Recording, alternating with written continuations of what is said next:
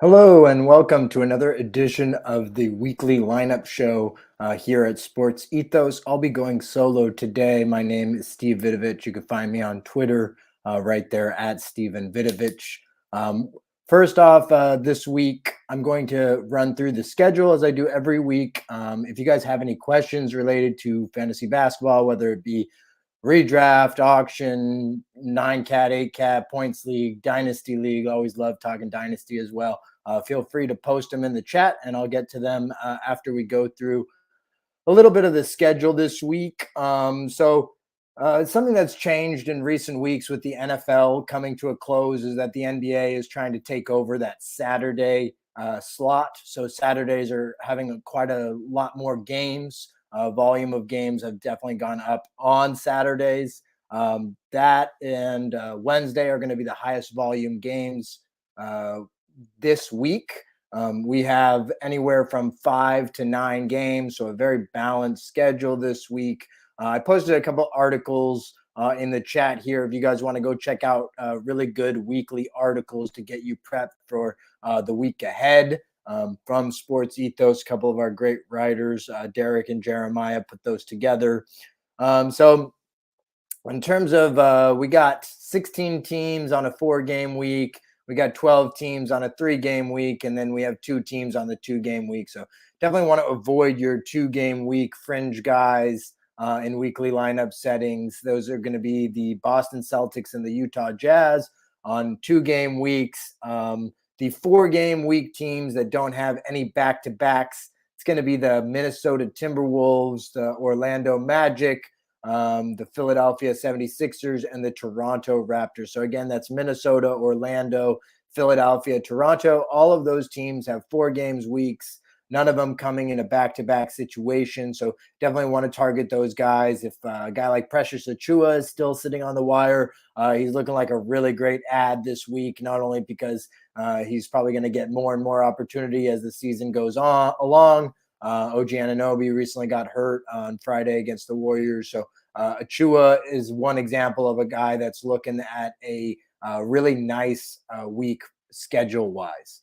There's a few teams I wanted to mention in particular that don't start until Wednesday or Thursday of this week. So they're basically off the schedule streaming board for the first half of the week, but definitely in consideration the second half of the week, especially for some of the teams. So Boston is one of those teams.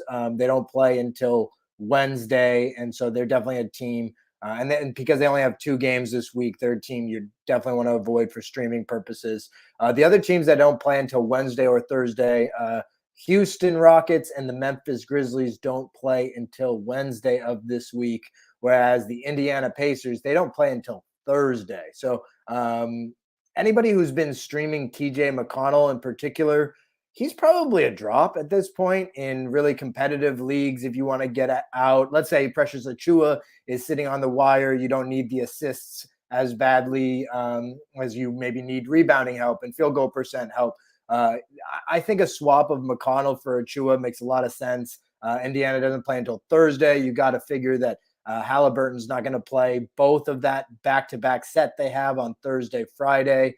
So maybe you get one more game out of McConnell from like a streaming perspective, but it's going to fall off sooner rather than later. You can get out ahead of that by dropping him for perhaps a team that is loaded at the first half of the week versus the second. And you can look at other teams that have 3-game weeks that are starting early on in the week instead of like an Indiana Pacer TJ McConnell stream.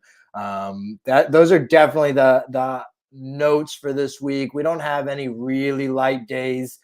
Tuesday is going to be the lightest day of the week with a 5-gamer, and Sunday has a 6-gamer, but that's not really that light compared to like other days in the season when you've only had 1, 2, or 3 games. Those are the really nice days to target, especially in daily lineup settings. Weekly, it doesn't make as big of a difference. You just want to maximize your games played. So to go over that again, a 4-game week with no back-to-backs, that's going to be the Minnesota Timberwolves, the Orlando Magic, Philadelphia 76ers, and Toronto Raptors. Those teams look like they have really nice weeks. The Kings also technically have a 4-game week without a back-to-back this week, but it does bleed into a back-to-back next week, so that's why they weren't included in that. And then the teams that I said to stay away from a weekly lineup setting, I definitely would advise staying away from your Boston Celtics, not named Jason Tatum. And then Utah Jazz, I would really only like to start Lauri Markkanen compared to like a 4-game week of a more fringy guy like a Walker Kessler. I don't have as much faith in him in a 2-game week versus team. I'd prefer Precious Achiuwa to Walker Kessler in weekly lineup settings this week, only because you get those 2 more games. So if anybody has any questions, you want to post them in the chat here. I'd be happy to answer any questions anyone might have.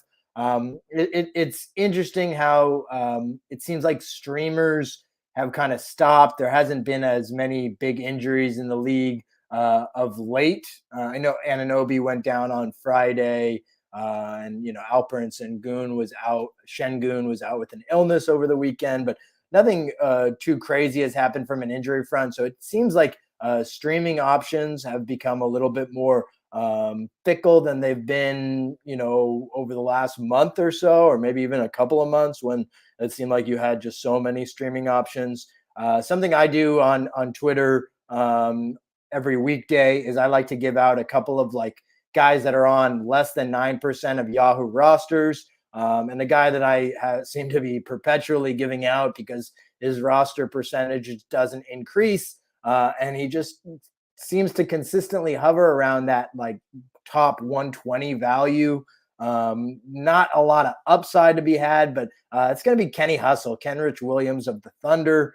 They continue to be without Pokusevski, Jeremiah Robinson Earl, whose ankle sprain. I know what had initially happened. I think Mark Daignault said something like it's going to be. It was a big ankle sprain, or I think he said impressive was the quote. And it's been quite impressive for the guy to miss like multiple months of action with an impressive ankle sprain. But all those guys being out for the Thunder, you have Jalen Williams, the rookie with the Y. You got Mike Muscala. You got Darius Baisley from time to time. But it's Kenrich Williams who I have the most faith in delivering low-end value in deeper formats. He might even be able to be a schedule stream guy in shallow competitive category leagues. So that's one of the guys that I chose today. Another guy that I don't feel as confident about, but if I'm in a deeper league and I want to like take a shot on someone, the Portland Trailblazers are a team I'd be looking at. Josh Hart and Yusuf Nurkic are currently questionable. And obviously, if Nurkic gets ruled out, Drew Eubanks is definitely the preferred option there. But he's above that 10% threshold on Yahoo. I think he's in like 15% of rosters or something. So a guy I'd look at, he's been back from injury now for about 7 games, I think. And that's Nasir Little on the Blazers.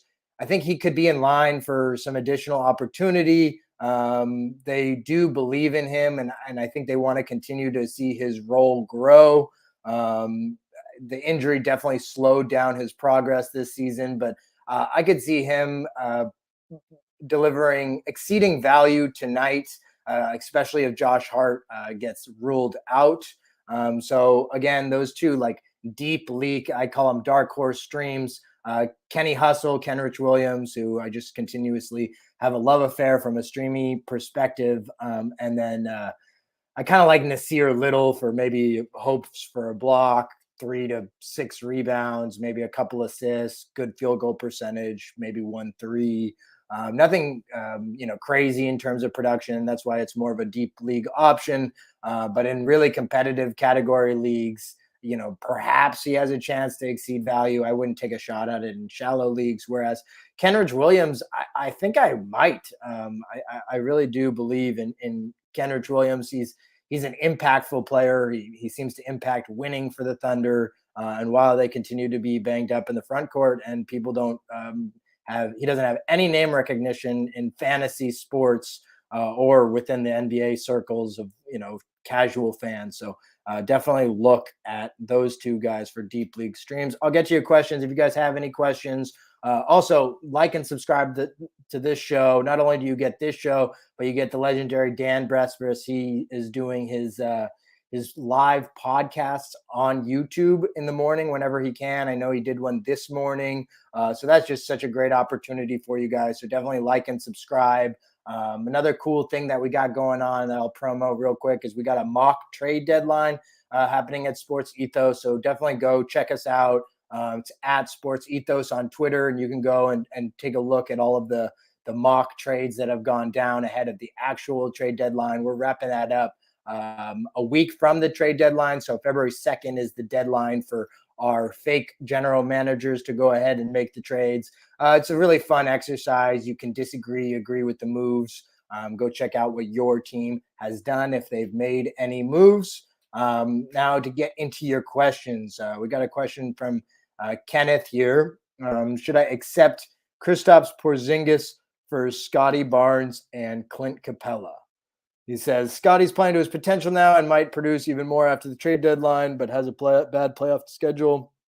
Should I take the big swing with KP? It's an interesting question. I honestly think you're giving up a little bit too much. And I like what you're saying there, where he's playing to his potential now. On Friday against the Warriors, which I'm a local fan of, so I definitely watch all of their games. Scotty Barnes was the best player on the floor for Toronto, in my opinion. And he should have actually gotten more of those shot attempts that Pascal took. At times during that game, Pascal was extremely inefficient against the Warriors, and Scotty Barnes was the exact opposite of that. So I would rather hold on to Scotty Barnes and Clint Capella than make that move for Kristaps. Kristaps, I mean, everybody is an injury risk, and some guys get labeled injury risk when, they're not. Everybody in the league is an injury risk, but Kristaps is known to miss games. So it's not an outlandish trade, but if I was to pick, I would definitely pick the side with Scotty and Capella. So now we got another question here from Ezekiel. Hey, welcome, Ezekiel. Yeah, come join our shows. Definitely want to check out all of our YouTube shows. I think we had 8 last week. We'll probably have close to 8 again this week if we don't get to that number exactly. So just join. What do you think about Rui? So Rui Hachimura on the Lakers, he's got a really narrow stat set of rebounds and points with good field goal percent when he's on. He doesn't pass the ball at all, so you're not going to get any assists. He seems to struggle to get defensive stats. You're in a 12-team, 11-cat head-to-head league. So, I mean, I don't know what those other 2 categories are. If you want to give a little bit more in terms of what those categories are, I'll just speak to his 9-cat value. I wouldn't be picking him up. I think it's possible that maybe tonight you'll see some additional value out of him with Davis and LeBron sitting this one out. But even that additional value, it's just going to be points, rebounds, and positive field goal percent. So that's 3 categories out of 9. His other categories: field goal made and double. So the double, like maybe he could get there. So let's toss in a 4th category. And field goal made, he might have a good night tonight, but with Anthony Davis healthy, I don't really see how Rui is a fit in a 12-team, 11-cat head-to-head league. So I'd go ahead and I'd make a move, drop him in favor of someone else. I just think he has too narrow of a stat set, and it's probably going to take him a while to get acclimated to his new team. So I'm going to, what you could do here, Ezekiel, is take a look at your wire and throw out a couple names that you think would be interesting, and I'll let you know if I would prefer them over Rui. But yeah, if we just go back to Rui Hachimura's game log since he arrived to the Lakers. And we have to understand that there's going to be like some sort of an acclimation period with, so he's averaging 22 and a half points per game. He's taken 7.5 field goal attempts. So, on a night like tonight, that's going to increase. I don't really know how much of a 3-point threat he is, even though he had that one season where he was around 45% from three. It was really low volume for the Wizards. He's getting 5 rebounds for the Lakers over the 2 games. He's gotten 1 defensive stat over his 2 games so far, and that's a steal, and he's averaging 9 points. So, I mean, tonight, short-term stream for those categories I mentioned, maybe. But in a 12-team league, I think you could do better. I would rather have Kenrich Williams than Rui Hachimura on most nights. Maybe tonight you could make an argument that Rui could take an edge because of the AD and LeBron sitting out. So maybe there's slightly higher ceiling for Rui, but I still think that Kenrich Williams has a safer floor, even with AD and LeBron missing tonight. So let's get into next question here. And I'll probably go for another 12 minutes. If you guys want to get in your questions, I'll answer as many as I can. We got a question here from Jared. Hey, Jared, what are the indicators, things you look at when quickly evaluating whether or not to add someone after a trade has gone through? So stuff I like to do is I like to look at the rumors because while they're not, there's a lot of smoke that is not going to turn into fire, meaning that there's a lot of rumors out there that don't come true. If you follow the trend of rumors, you can see who is most likely to get moved. So like if we looked before the Rui trade, you saw that the Wizards wanted to re-sign Kyle Kuzma in the offseason. Every single rumor expressed that. They also wanted to re-sign Kristaps Porzingis, it seemed. So they also didn't want to go over the cap. And so to re-sign Kuzma and Kristaps and then Rui, who is going to be a restricted free agent, they couldn't do all those things. So they had to trade Rui. So I definitely look ahead of time. We have a trade rumor mill free page on SportsEthos. If you guys want to go and take a look at that, it has basically all of the rumors that are out there on the web from all the local beat reporters, everyone who's really plugged into the teams to see who gets traded. So I would definitely be looking at that. And then I would see what names are kind of floating out there. So like San Antonio, they're a team that is sure to make some moves. Jakob Poeltl, if he gets moved, or Jakob Poeltl, sorry for the mispronunciation, a little Aaron Brewski in me, I guess. But if Jakob Poeltl gets moved, I would definitely consider Zach Collins as a low-end add. A guy like Josh Richardson, if he gets moved, which I think is a possibility, I believe he's on an expiring deal. Doug McDermott's probably not going to get moved because I think he has an additional year left on his deal. But a guy like Josh Richardson who could get moved, that's going to wipe out all of his value. Another guy, I'm just looking at the teams that are most likely to have players move. Alec Burks, if he gets moved, I believe it's going to hurt his value 99% of the time. So Nerlens Noel, if he gets moved, I actually think it improves his value. I guess there was a report that he's not willing to take a buyout if he doesn't get moved. So if Nerlens Noel doesn't get moved, then he has absolutely no value. So instead of looking at, let's take another example for you, Naz Reid. Naz Reid gets moved to a team that wants big man depth. That one would be like one of those things where you would want to quickly evaluate where he got moved. And what I would say is that I'm much more conservative about making my ads. And if a player is getting traded to a contending squad, I think it's more unlikely that they're going to have a positive fantasy impact as a result of the trade. I think players that have bigger impacts are typically guys going from a situation in which they're on a more where they're stuck behind people on the depth chart and they get moved to a place that's going to, take them for a test drive. I guess think Marvin Bagley last season, even though it didn't really work out for him all that much. But let's say a James Wiseman gets moved from the Warriors. I like that for James Wiseman because I think that whoever trades for him is going to give him a lot more opportunity than he's getting with Golden State. I mean, he's getting DMPs right now, so it's not saying much.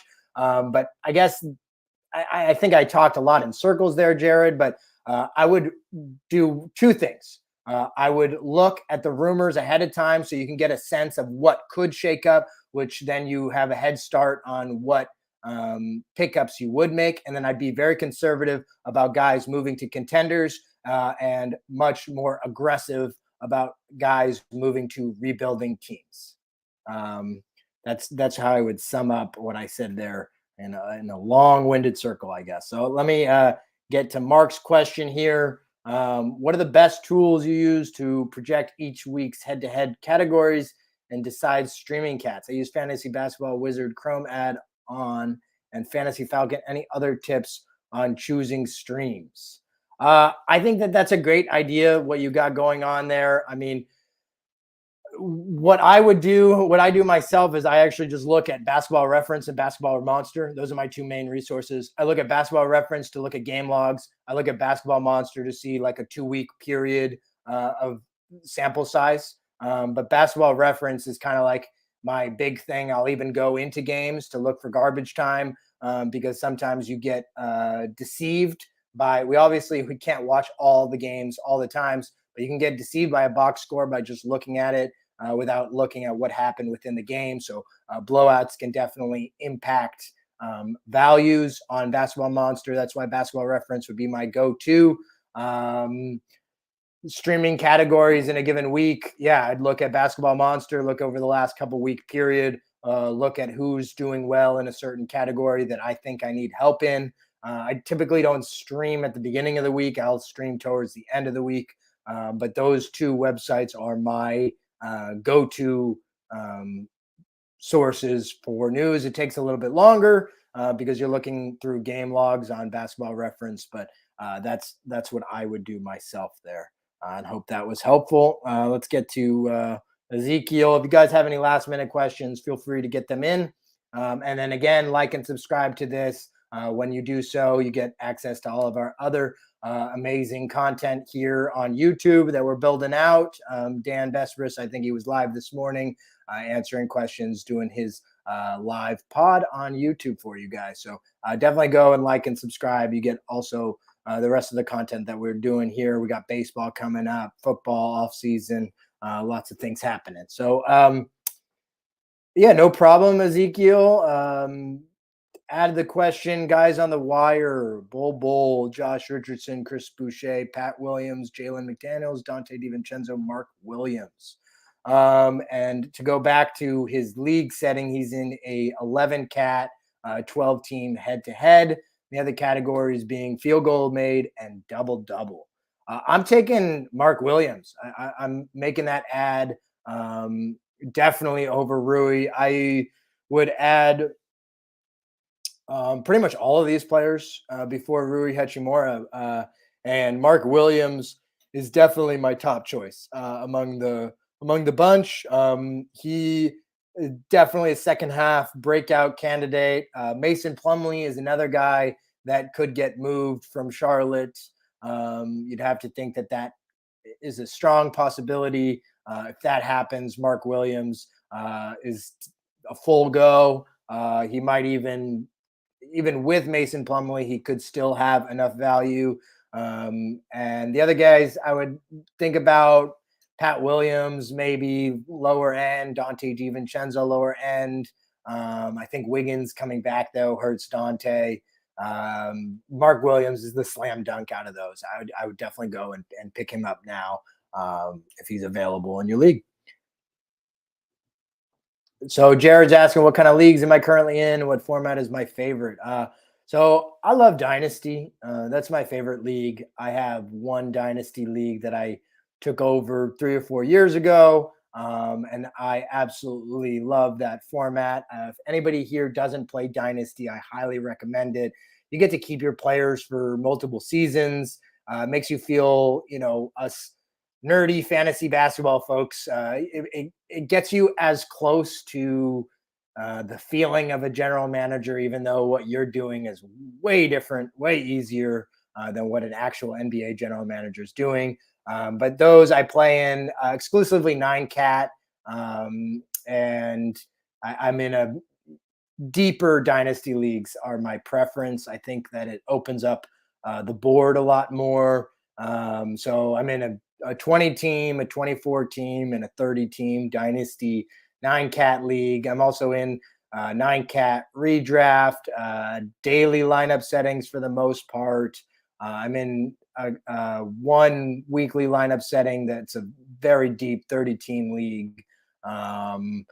And I'm in one auction league that I was in for the first time this year, and I absolutely loved the way the auction went. I was really nervous when I did it because it was my first exposure to an auction league, but I definitely recommend auction leagues. I'd love to do more next season. They're really fun. Everybody gets the same opportunity for every player.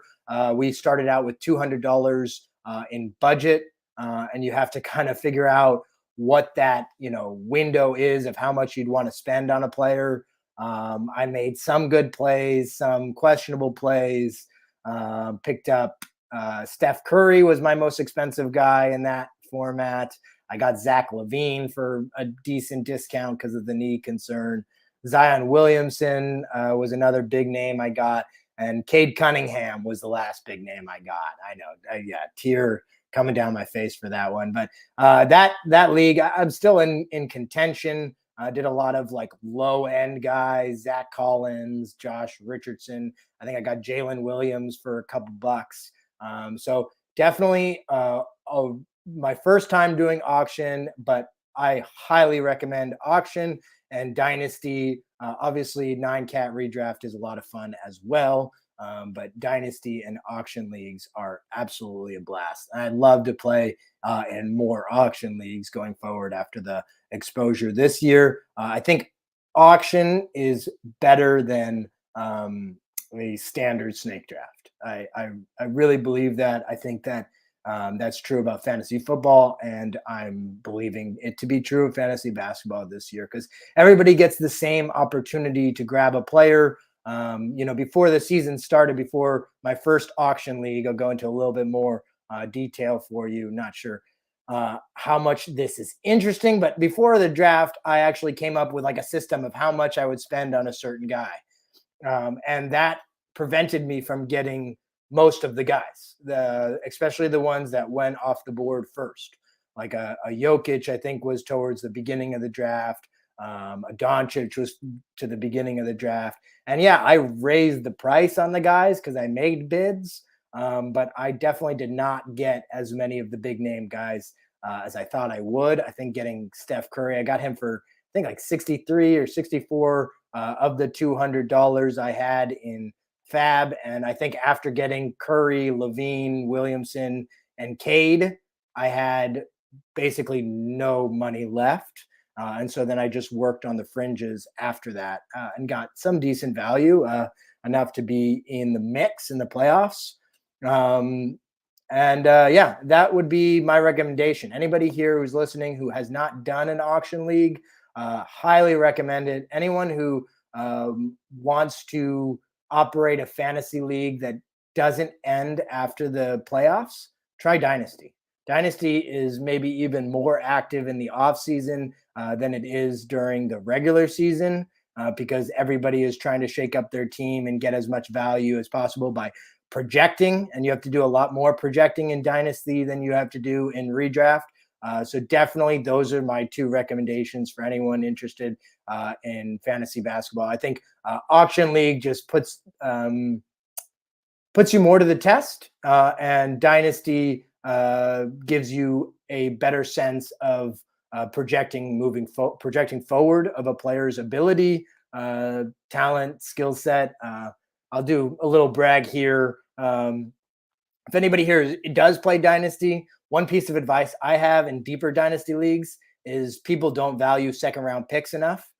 So I would definitely value second round picks because you can get them for nothing. And then you can turn them into, trading up in a second round draft of a dynasty league. I think there is too little value placed on second round picks and too great of value placed on first round picks. And everyone always talks about the too great of value placed on first round picks.